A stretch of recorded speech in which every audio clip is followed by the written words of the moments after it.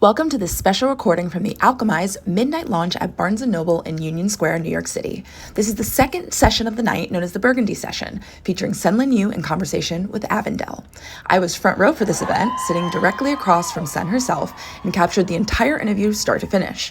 What you're about to hear is every word she shared with the audience that night, including insights into her future projects. So settle in and enjoy this front row seat to the Burgundy session with SenLinYu at the Alchemised midnight launch. Everyone, thank you so much for being here with us today. It's quite surreal. The day is finally here. I feel like we've been sort of talking about it and thinking about it for a very long time. I've been sitting on all of my emotions, my big pot of art that I am not allowed to share yet. So I'm excited that the day is finally here. We don't have a ton of time, so I'm going to go ahead and jump right into the first question. What did you expect to be the hardest part about writing Alchemised, and what ended up actually being the hardest part? I thought it was going to be hard, and then it was really hard.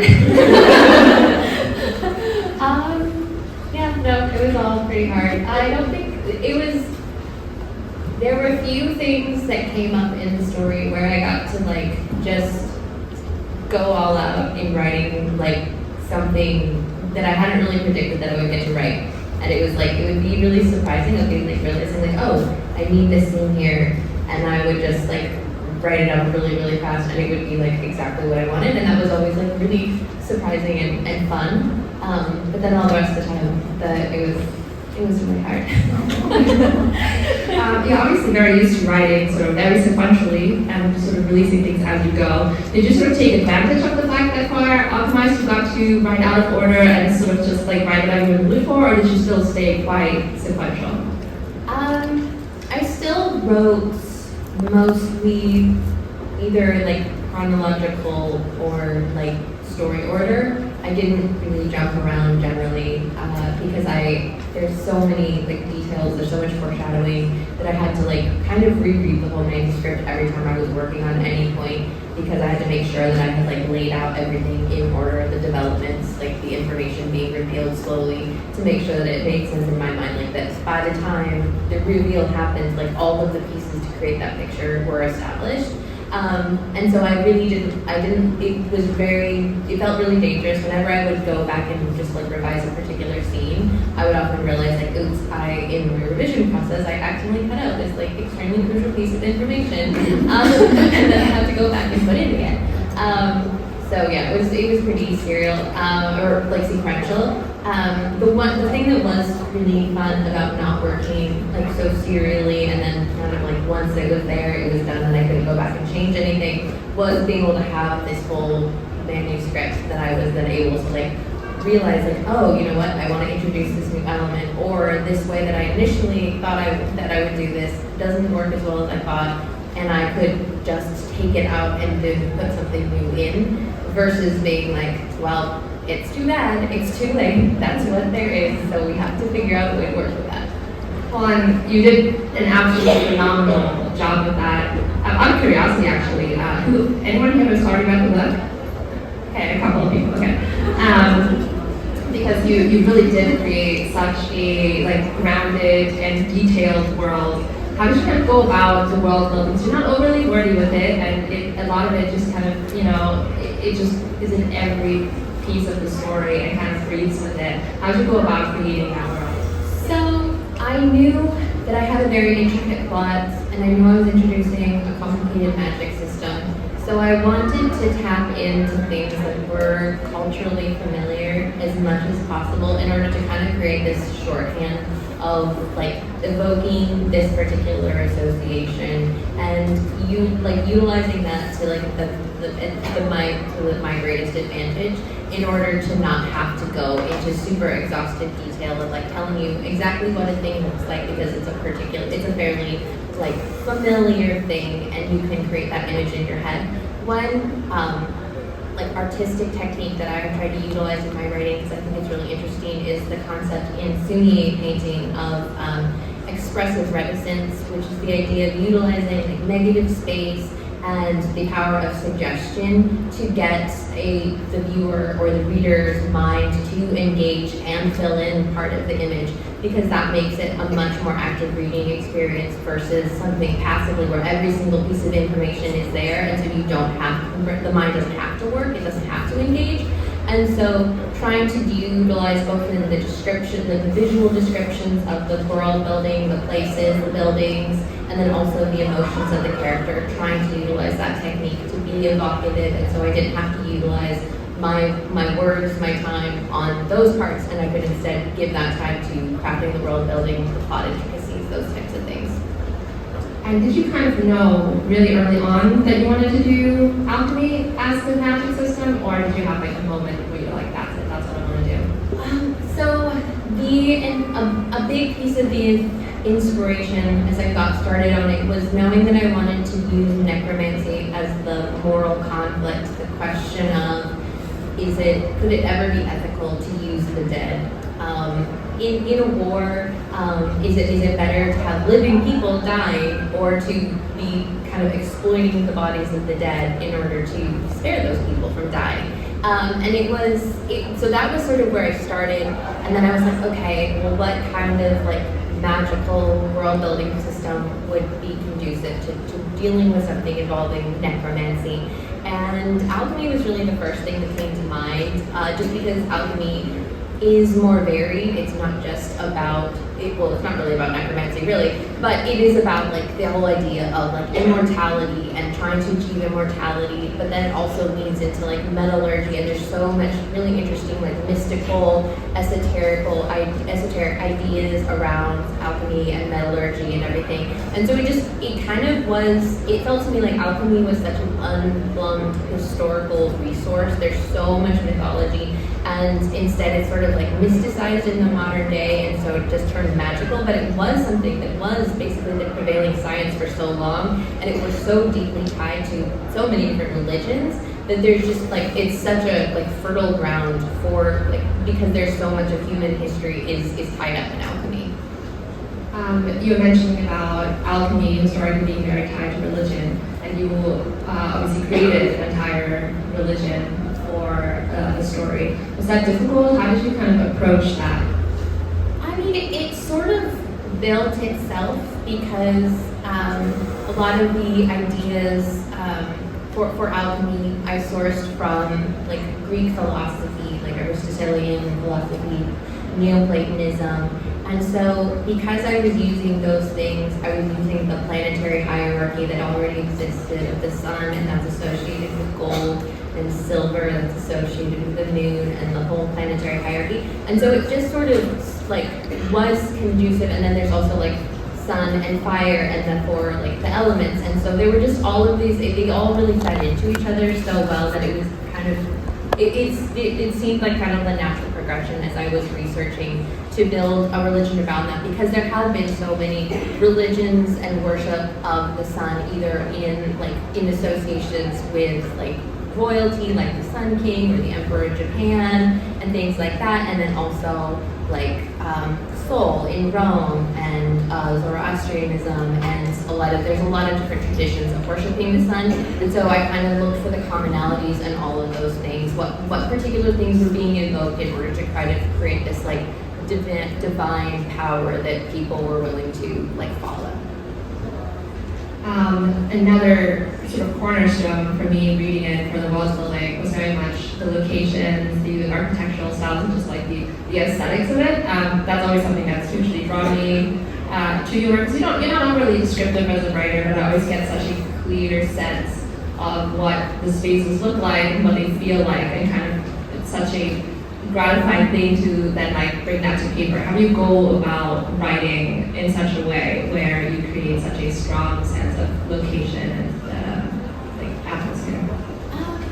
So I knew I needed like an interesting, like a geographically like small area in order to have the characters move around and interact to the degree that I needed them to. And so knowing that I had this geographical constraint, I was like, okay, well, how do I explain why there would be a war in a geographically small area? And so then I had the idea of being a city war, like a war that was taking place in a city, because those are incredibly complicated. It's super, super hard to secure and then and then because I was utilizing like Greek philosophy to undergird like the religious system that I was building, there like the associations with like the heavens and the closer you are to the heavens made for making it like a very, very vertical city. And so then I was researching just a lot of really dense cities. And so I was thinking about times I've been in New York. I was thinking about like Singapore and how dense that city is and all the different things that have happened because of that. I was also thinking about like the Kowloon walled city because that was an incredibly dense and interconnected city. And so drawing some of the inspiration from there, it just sort of, I don't know, cities have such a feeling to them, and like for me, it wasn't so much of telling you like this city looks exactly like this. Is kind of wanting to evoke the really distinct feelings that a particular city can give to readers and let them sort of build that in their minds instead of being like it looked exactly like this and it had like little filigree that was exactly in this shape or any of those types of things. Well, you were incredibly successful with it, but it's made me want to make lots of art for it, as usual. So I'm already actually at the next part of the evening, and that is the audience questions. So I'm just going to go through here, and I haven't read all of these, so I hope if I sort of stop, it's because I couldn't read what it said. First question is, amidst all the heavy material, did anything about this story make you laugh? No. Not a single thing. I think that like the last two revisions, I would like, because I kind of jokingly say that I am a method writer. I get incredibly deep into the headspace of the character as I'm working and revising. When I'm in the moment when I'm working on it, and then like when I'm stopped, when I take a break, I step out of that. But in the moment, I go very, very deep. It's not like this. There's not really a lot of distance. So like the last like two revision processes, I would hit like the 50-60% mark, and I would like basically cry. Relatable. Great. The next question we have is, are there any books you read while writing Alchemised that you'd recommend you read? And I'm actually going to take this moment and plug her Substack because she just recently wrote about all the books she read during the process, and you should definitely go and sign up for it because it's amazing. Sorry, go ahead. Yeah, I would definitely say if you're interested in alchemy, that Secrets of Alchemy by Lawrence and Kibbe is a really, really great book. That one, it just kind of gives a really incredible, like, comprehensive overview of alchemical history, where a lot of the mythos comes from, the way that like it was married to religion and everything. So that's like my favorite book to recommend for alchemy. Like on a more like philosophical angle, the book Who Cooked Adam Smith's Dinner, which is like a critique of economic theory. That one was really, really helpful, and it was really interesting because I was already utilizing like Neoplatonism as like the philosophical basis, which then really led into the religious framework of the story. And in this critique of capitalism, one of the things that comes up over and over and over is that a lot of the assumptions in capitalist theory also stem from that same Neoplatonic dualism of like there's like the more spiritual, the mind, and all of that, and then there's like this lower level of like women particularly are like they don't have thoughts, they just are like these beings that are like they just do these things like cook all the food for us while we are all having our deep philosophical thoughts and writing our deep and great works of literature or philosophy or whatever. And so operating under this assumption that everyone's operating from self-interest except for all of the women that are enabling all of these people to pursue all of their self-interest all the time. So that was a really interesting book to be reading as like a companion because I was wanting to build out like the economic system and some of those things to really try to have the whole world like sociologically be coherent and make sense for myself, for readers. And then the third book would be probably The Unwomanly Face of War by Svetlana Alexievich, which is a journalist who went and interviewed all of these women who fought in World War II in Ukraine. And so their stories and the way that their perspective on the combat and how the narrative of the war, of the victory, was very much different from the official version that was put forth. And so when this book was even being published, there was all of this pushback from the censorship offices that they were destroying the story, and she was like, I don't want to tell the story. I want to say what happened. I want to represent the voices that are actually saying what they went through. And so that was a book that I turned to, and I would reread parts of it over and over as I was writing, because it was very much the sort of feeling that I wanted to capture, and how I depicted the war was very much evocative and reminiscent of the way that it was written about and talked about by these women. The next question we have is, where were you in your life, career, education 5 years ago, and what would you say to that younger self? Thanks. I was, I had a preschooler and I had a baby at that time, and I did not ever expect to get here, so I guess I would say keep writing.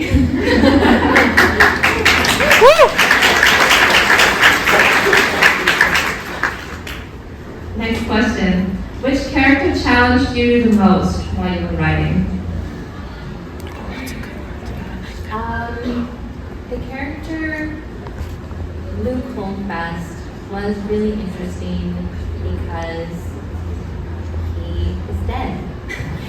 And so creating a character that readers would not know, that they would not be familiar with, and so trying to craft him in a way that people could understand the grief that would stem from his loss was very challenging, and trying to it was almost like trying to render a shadow, and it was wanting to capture the things that would make this character lovable and understandable, why this Helena cared so much about him, and yet it's not somebody that you really see, so you're only seeing her recollection and her memory of him. That was definitely one of the things that I was the most anxious about in writing, because I really wanted to try to capture that well. Very good answer, and in my opinion, you very much did. Next question. What was your favorite book as a child, and why? I loved the book A Little Princess by Frances Hodgson Burnett. I think I read that book probably 10 times before I was 11 or 12. And then when I was in my teens, it was Little Women, and I read that book over and over and over and over and over, a million times. Next question.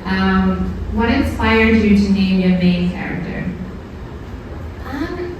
Helena that was the first name that came to mind for the character, and it was actually funny because I was very I don't know if I want to do that, and I actually changed her name about 6 times when I was in the early drafting stage, and I just kept coming back to Helena because it had the dual resonance that I wanted in meaning, because Helena means light, and that was I don't want to spoil things, but so I don't want to go too much into that. But it was we spoke a lot to her character and her meaning. But at the same time, she gets nicknamed Hel, and Hel, very interestingly, in Norse mythology, is the goddess of a particular underworld. But it's specifically the underworld that is not for the people who are slain in battle, but it's where everybody else goes. And I thought that was really interesting to kind of create that duality with her, because she is this healer. She is the person who's with all these people who don't die on the battlefield, but die slowly and terribly afterwards. And so that was kind of when I realized that I could create that sort of duality with her character, that was when I was I'm absolutely not changing her name. It has to be this.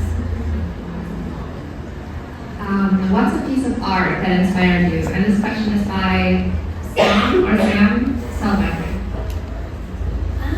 I wouldn't say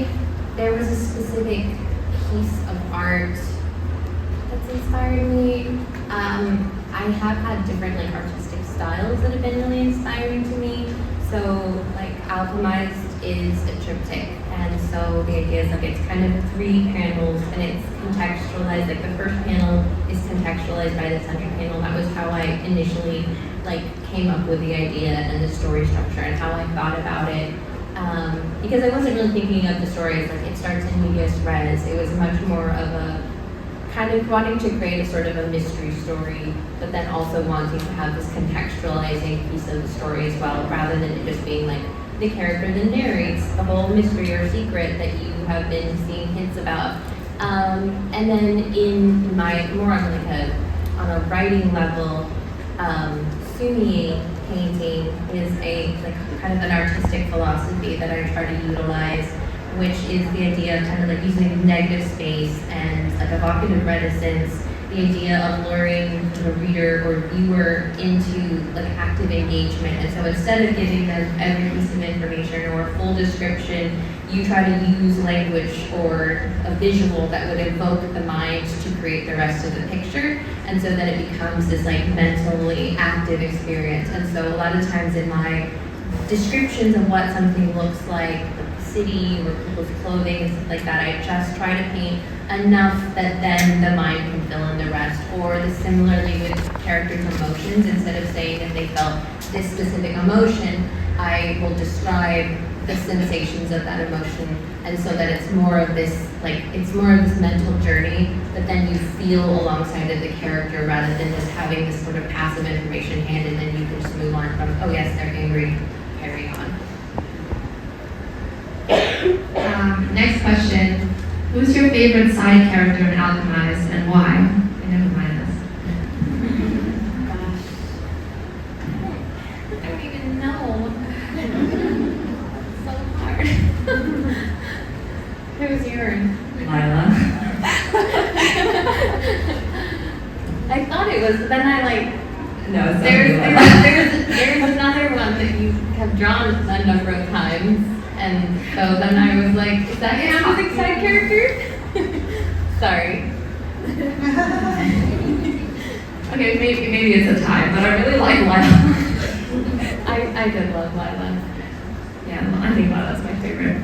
This is hard because I feel like this is a borderline question for later in the book tour where Sen can give more details. And then I think this is actually our last question that we have in the stack.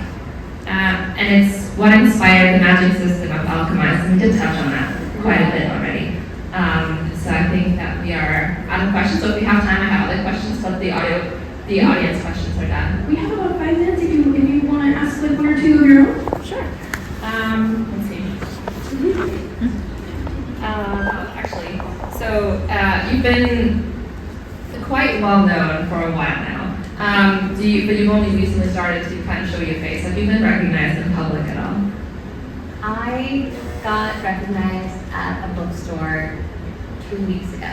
That was the first time that I've ever been recognized outside. How was that? It was funny because my family had teased me that I was going to be, and I was like, I don't think that there are that many people that know what I look like that would care, that would see me in public and be like, oh, I know who that is. So it was funny. They all laughed at me when I texted and I was like, oh my gosh. Now, kind of in the same vein, now that you've kind of gone through the process of publishing your first book and you're at the kind of finish line of now you're passing it on to the readers, is there anything that you've learned, anything you've sort of taken away from the experience that you can share? I definitely learned that there are only so many things that I can control. Ultimately, that things will just leak, or things will be said in ways that I would not have said if I was asked, and I just have to roll with it. Well, I think it's also the bigger something gets, the less control you have over it, and people are gonna, just run with it.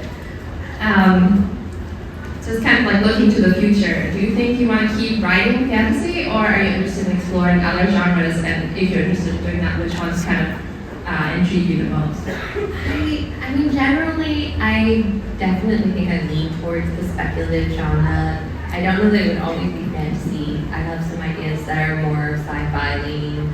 Alchemist, in a way, I kind of jokingly said that it was a science fantasy because it's so much of like bending fantasy and science fiction kind of into a circle. So I definitely think that there's a few stories on the docket that are going to probably be more of a science fiction leaning.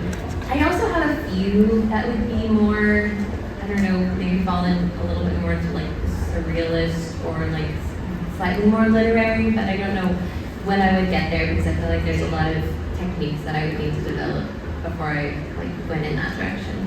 And are you kind of taking a bit of a breather now, or are you kind of on immediately to the next project? I took a breather over the summer, and so now I'm kind of in like, okay, I want a project to work on, and so I have been researching. Kind of my process is usually that I start with a question that I can't answer, and so then I sort of go from there. I read a bunch of different books that are touch on that, like fiction and nonfiction, and so in sort of like developing my mind, like all the angles and the different perspectives that I want to explore, then writing about them as in fiction, writing all these different characters who are dealing with this thing that I'm wrestling with kind of lets me come at it from all of these different perspectives. And so I know what question I have, and I know generally, like thematically, how I want to explore it. And so right now I'm just reading a bunch of books that sort of all orbit that topic. And as you kind of move into, new stories and kind of new spaces, do you think you're going to keep? We've touched a little bit on it, but the fact that you've always written in like very sequential format, and you've kind of wrote things in order just to release as you went, and now you're always able to write out more than many others do. Is that something that you're interested in doing, or are you kind of like liking sort of seeing the story grow from start to finish and staying pretty sequential? I tend to, sometimes if I have a particular scene that feels like really, really critical to the story or how I'm conceptualizing it, I'll write that first, because it gives me such a feel of like what kind of point of view, what sort of tense, whose point of view is this, and like the atmosphere that I want to evoke. And so do I need to do research on the particular mood? Do I need to watch some things that give me a really strong sense of that mood so that I have more of a mental resource for describing it, all of those different things. But then after I have that, once I've answered all those questions for myself, I usually then go and I plot out generally, overarchingly, how I imagine the story going, and then also like at the top I write like the main themes and like what the characters represent within those like ideas and themes. And so then as I'm working on it, as it's evolving, it's sort of like a touchstone for me to come back and be like, okay, I originally envisioned the characters doing this and they're not doing that, or they've changed, now they're doing this more. Do I want to go back, or do I need to reevaluate the way I conceptualize this in order to meet like the way that it's evolved? So that's currently my process. And this is the final question. But so when this is your process sort of from the like technical side of things, do you have anything that you do sort of to facilitate that? Like any particular like rituals that you have while writing, or any kind of like space that you kind of create for yourself to be able to get into those headspaces that you're talking about? I actually have a spinning wheel, and I spin and I listen to audiobooks, and that's where I do like the bulk of my research, is like listening to audiobooks and spinning, because it's like keeps my hands busy, because I'm like a chronic annotator, and so if I'm reading, especially nonfiction books, when I'm in a research mode, I will like stop and exhaust, and I'll want to like underline all these things and jot down notes and like transcribe like the different points, and then it will take me a million years to get through a book. So I must always read books on audiobook first and just kind of like process the information, and then if I like, then I'll like bookmark as I'm listening the different parts that I want to go back to and cross-reference, and then I'll take the physical copy and I'll start taking all my notes and pulling all of those out. So yeah, spinning actually. Secret tip. Well, on that note, that does conclude our Q&A session. Please give them a round.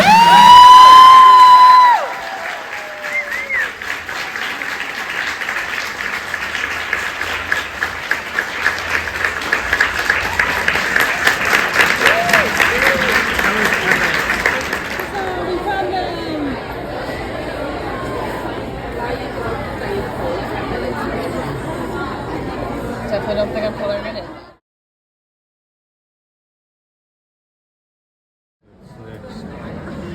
I have to go sign a book.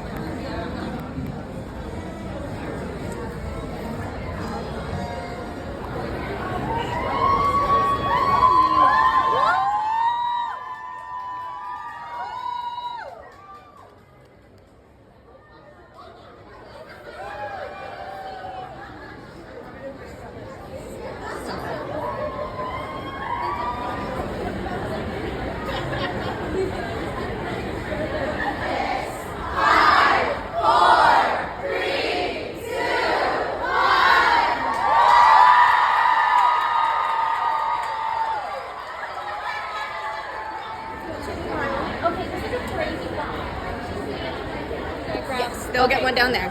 Thank you.